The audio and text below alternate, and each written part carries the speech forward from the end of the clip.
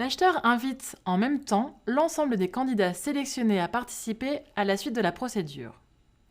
La lettre d'invitation comprend un certain nombre d'informations listées à l'article 56 du décret, et notamment la date limite de réception des offres, l'adresse à laquelle les offres doivent être transmises et là où les langues autorisées pour leur présentation. Toutefois, dans le cas du dialogue compétitif, ces renseignements ne figurent pas dans l'invitation à participer au dialogue, mais dans l'invitation à remettre une offre finale. Dans le cas du dialogue compétitif, la date et le lieu du dialogue, ainsi que là où les langues utilisées.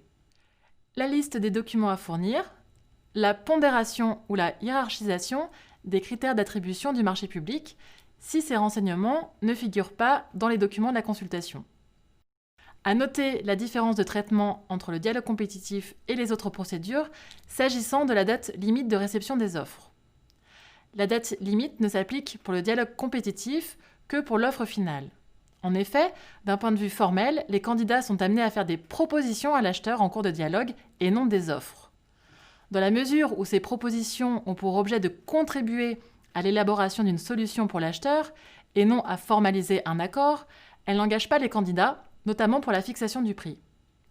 Toutefois, en pratique, et dans un souci d'égalité de traitement, il est nécessaire que pour chaque remise de proposition intermédiaire, une date de remise soit précisée et imposée à tous les candidats.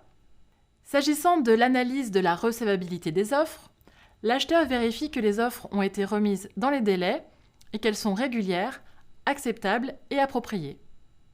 Pour plus de détails sur ce point, nous vous renvoyons au support écrit et aux fiches de la DAJ de Bercy sur ces sujets.